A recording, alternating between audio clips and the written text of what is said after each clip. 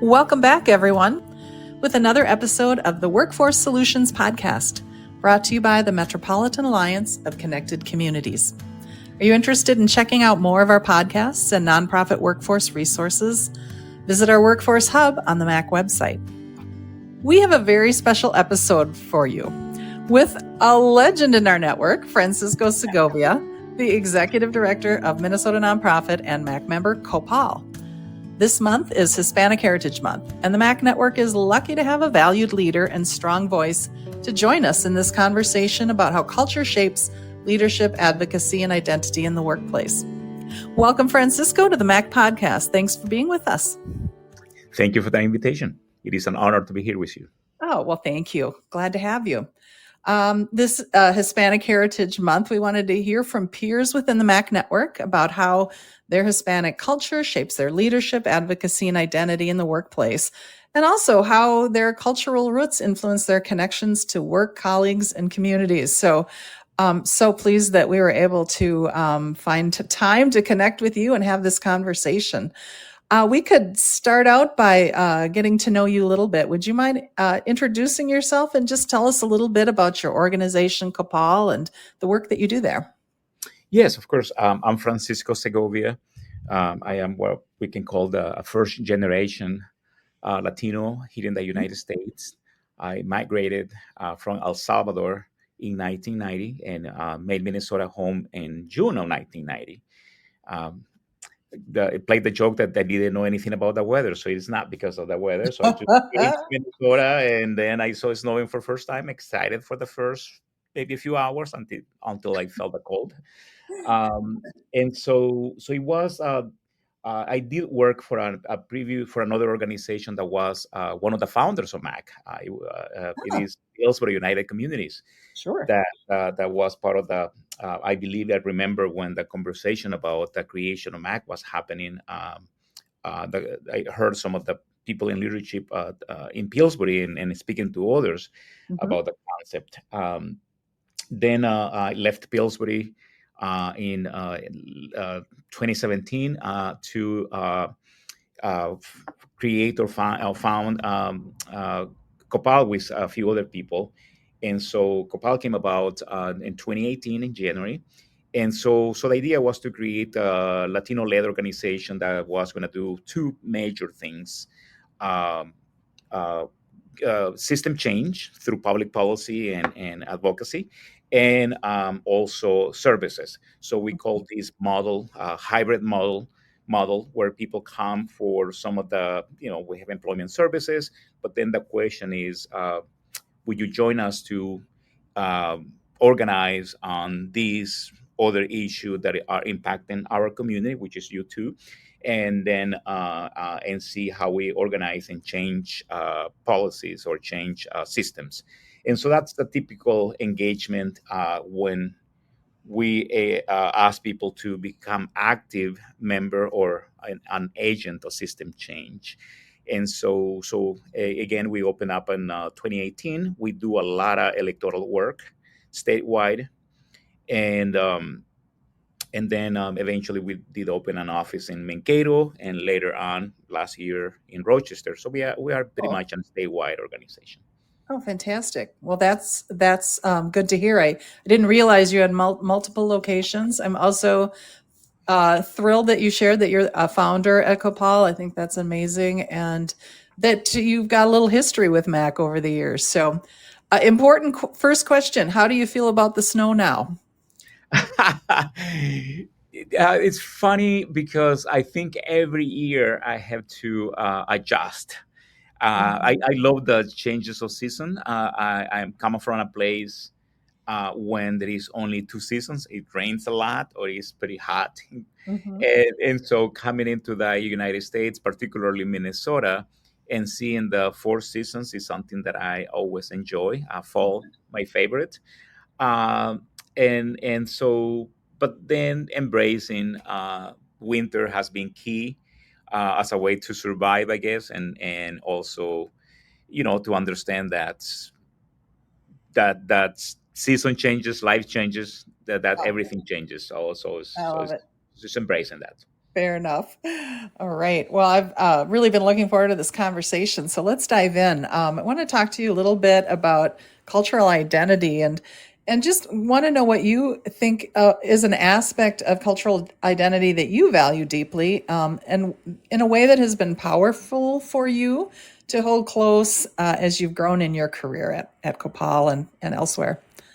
Yeah, it is an evolution, I will say, because one of the things that I share when I am asked to present about culture is that my identity was not Latino because I didn't know anything about it when I came here. So I learned to become a Latino here. Hmm. And so, and I learned to become a Latino based on how other people have defined Latino or Hispanic to some others. And so I remember asking a friend, "Is like, what is that supposed to mean, and how do we behave, and what do we do?" Because I am in this category that I don't know what that means. Huh. And so through the process, understanding that the Latin American is so huge, so diverse. Hmm. Within each country, you will find a diversity in terms of skin colors, for instance, in terms of language, in terms of many things. So diverse, and so being in this particular environment in 1990, when the Latino population in Minnesota was so small, Hmm. and not being able to speak English. Also, I am a teacher by trade, and but I didn't pay enough attention, I guess, in a university to learn English enough to be able to communicate. So those were some of the cultural shock Hmm. that I was at that moment encountering.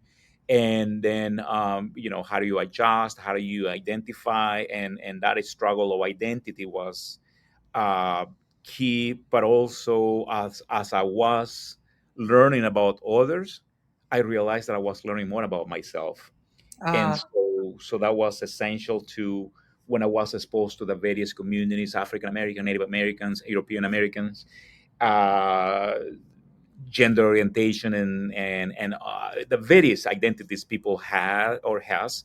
And every time that I had an opportunity to engage with someone by asking the questions, but also I was like, what does it mean in terms of me, a Salvadorian, in this context right now, or what is my history? And so I think one of the things that I learned was that is so essential to go back to your roots. I do that, have the analogy that the roots are the ones that hold the tree. If your roots are strong, no matter what wings or what situations happen to that tree, but the tree will remain strong I and love up. that.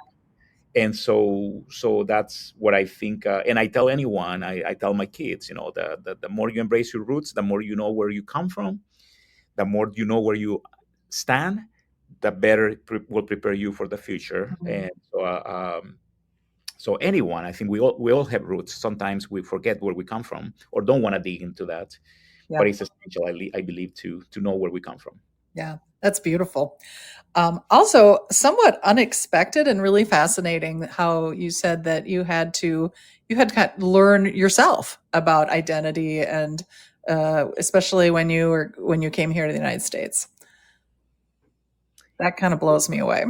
I mean, people smile sometimes when I say that because Yeah.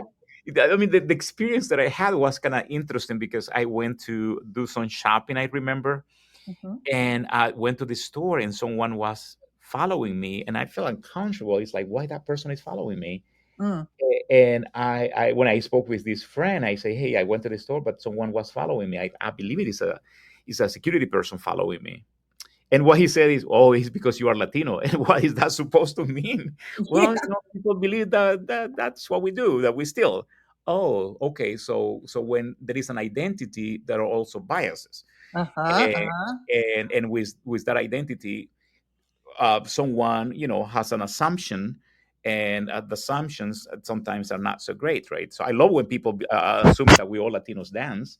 I love those beautiful assumptions, but not so great when there are other not so great that classify us as a people that Yeah, were no kidding. not so great. So So how have you been able to like lean in or live your identity and use your cultural connections to fuel your work at COPAL?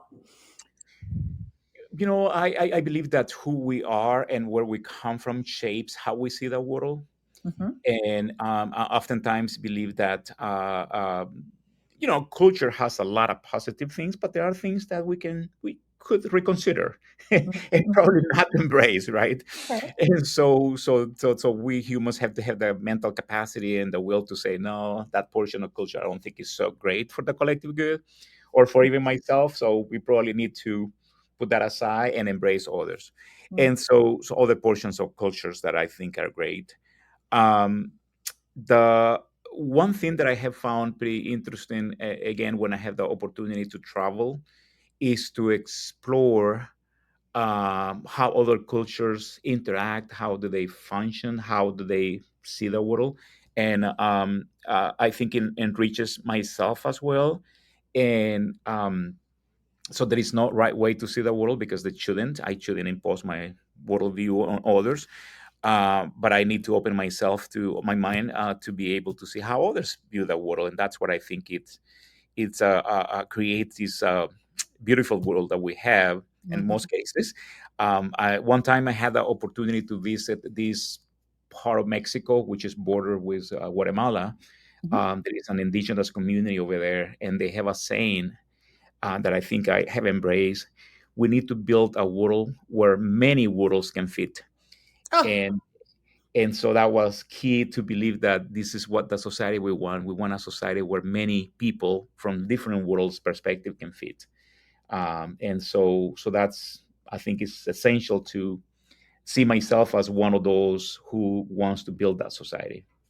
well, I think you just gave us the title for today's podcast. That's a lovely, lovely saying, statement, and I wholeheartedly agree. Um, so you're in this leader role and founder now, as I understand. How do you live these values with your team at Copal, right? Because they certainly are looking to you for some influence or some indicators, right? Yeah, values, right? So the responsibility that come with the role that you play.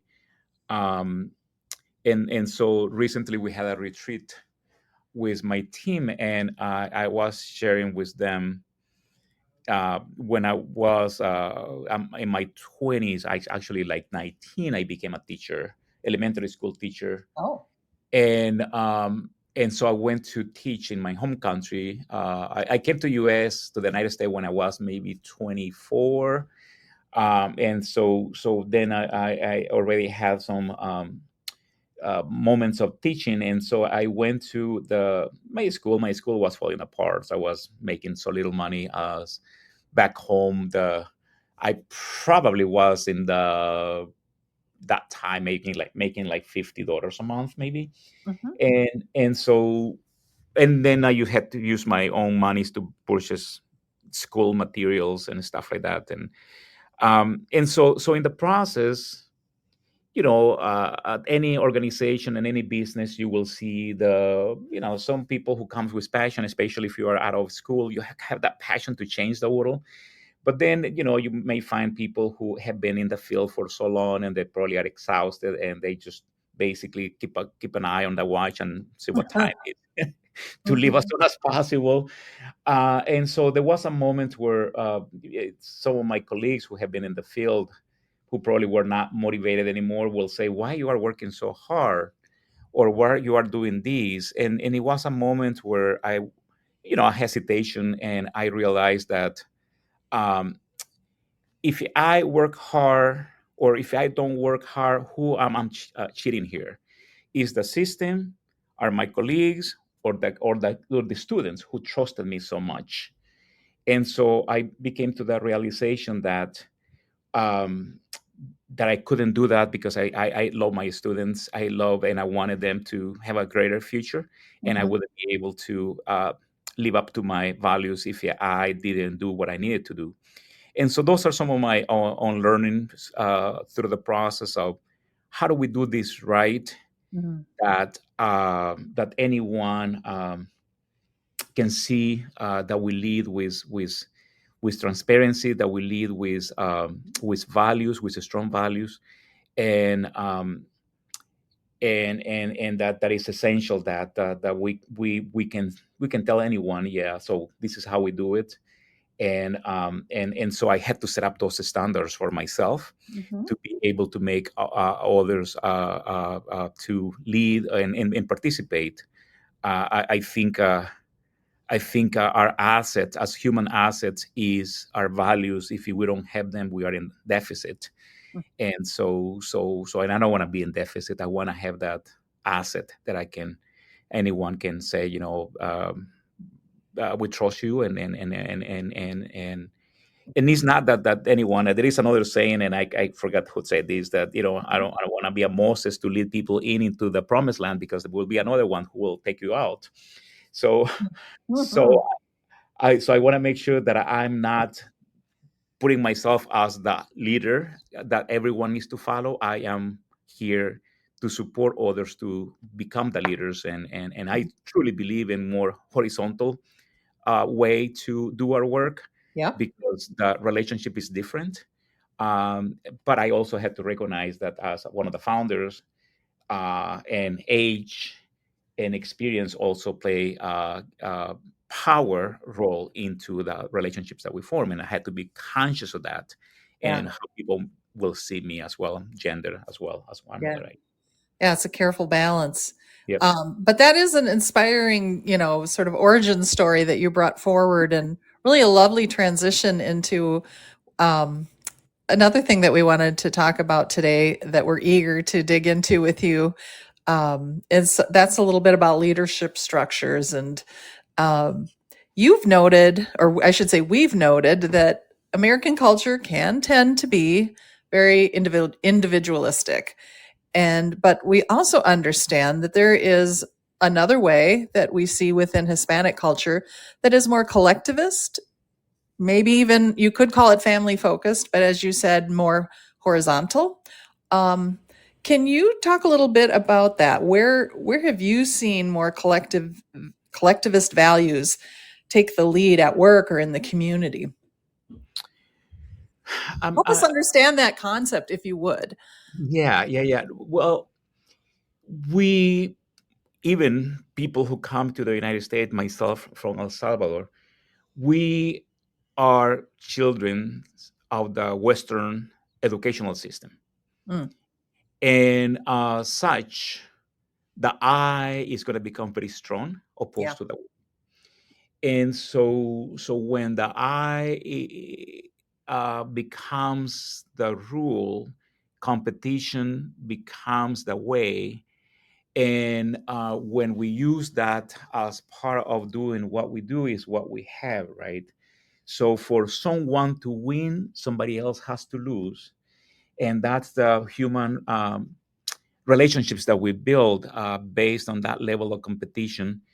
To some extent, I believe that even our educational system is pretty Darwinian in the way that is mm, designed, that only the stronger has to survive. And even in policies and politics, you will see that the yeah, strength through, or peace through strength, for instance, is one of the typical things that you hear frequently now.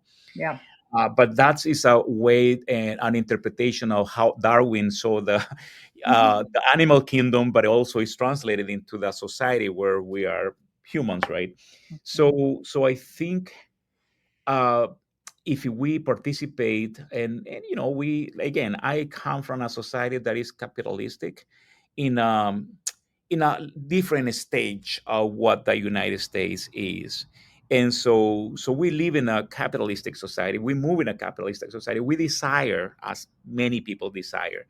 The challenge becomes is like, how do we, within this system that we are in, Mhm. create alternative systems where the I and the we, there is a balance.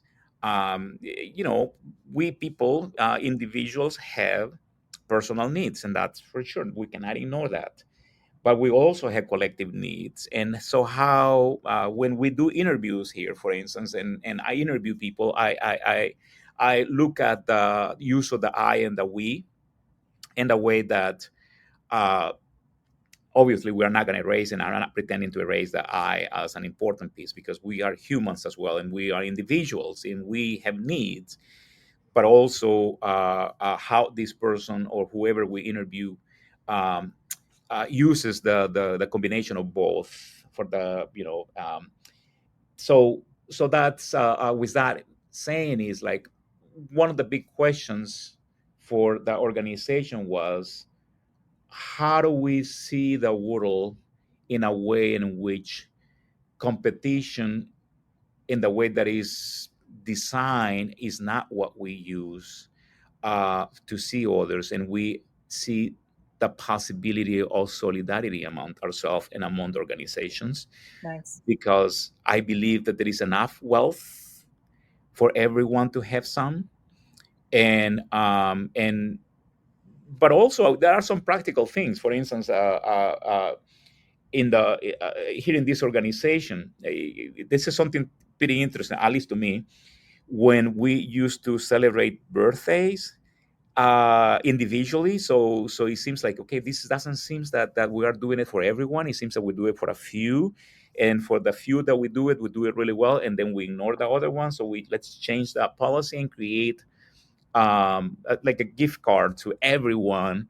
And if anyone wants to do a birthday, is an individual who wants to buy it, not the organization. Mm-hmm. So how do we ensure that the organization will invest in everyone and not in one individual, for instance? Mm-hmm. um, if we create wealth, how do we share wealth with other organizations? So in a way that that we impact the collective good. So those are some of the things that, as we have adopted as an organization, we adopted something called the HEMES principles Oh, for community organizing. We adopted that um, maybe 2 years into the organization. Um, and we did it because we used the HEMES, JEMEZ, as in zebra, the HEMES as our guiding principles to build relationships within ourselves and within the community and within other organizations. And we emphasize that as our guiding uh, rules for doing our work. So again, true, we live in a society, we are members of a society, mm-hmm. but we also can aim to build, um, put the seeds for something different that is more collective. Well, that sounds like something that our listeners are going to want to learn a little bit more about. So we're going to provide a little more information about that when we share this podcast. Thank you for elevating something new for us to learn about. Moving on, I think while we have a little time left today, we want to talk about what you see as some of the unique challenges and maybe opportunities that are facing the Hispanic workforce. And I know that COPAL does workforce development work, so you're uniquely qualified to have a sight line on that. Yeah, interestingly, I was hired back then in 1994 by Pillsbury United Communities, the Department of Employment Services, which now today's time is Emerge. I was Oh, hired. That was my first formal job. Well, I don't know if I want to say formal, because I had other jobs that were sure.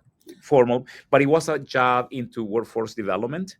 And so I will say that that was so important for me to understand the role of the workforce development and how organizations now emerge was connecting the immigrant community with employment opportunities as a way to move people out of poverty.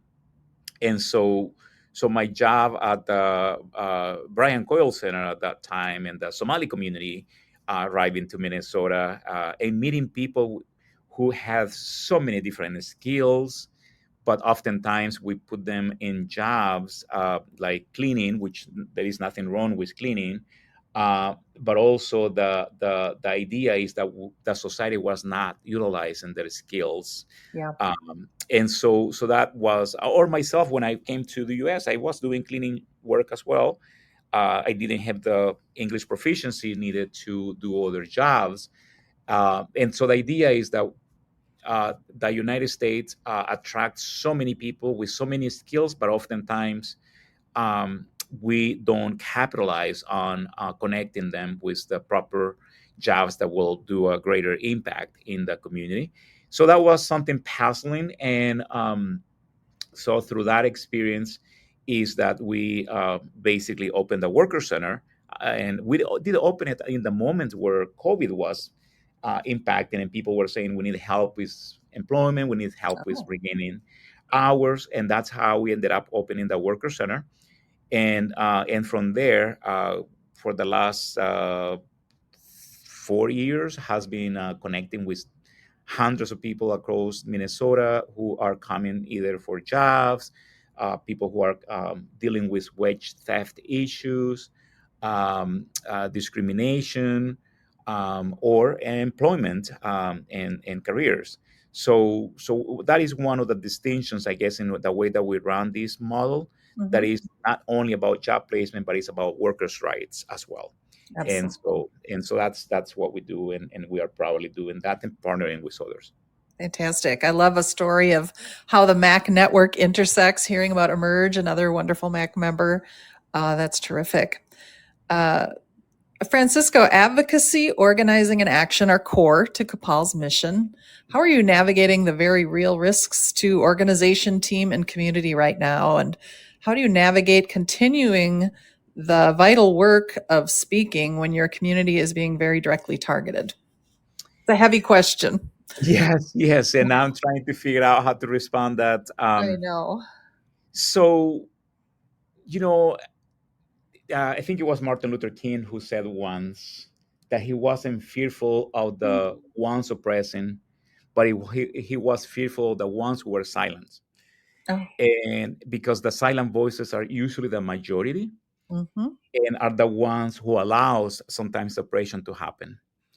So, and myself, who left the country, who went through political violence, who didn't have democracy, who have experienced all those things.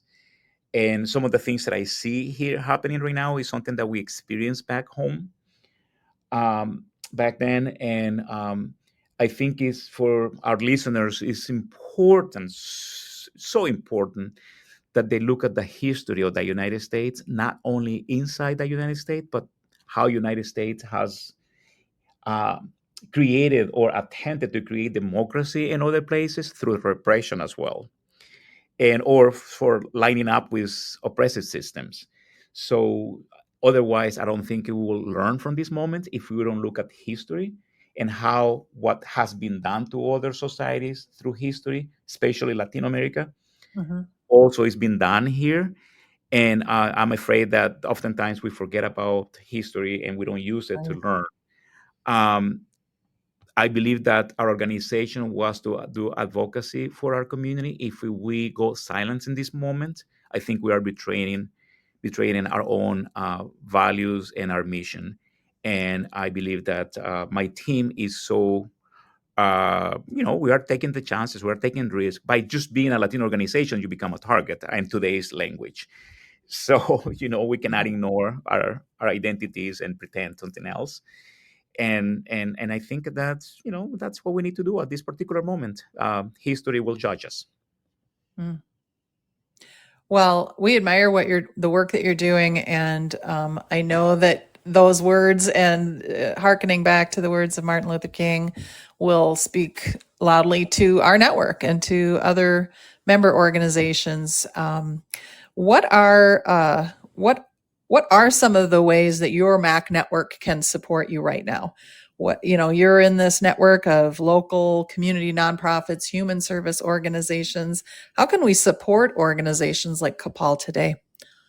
We created in December. We opened this IDN, the Immigrant Defense Network, which is basically we have several partners that are framing and reframing the situation of immigrants and how are becoming a target.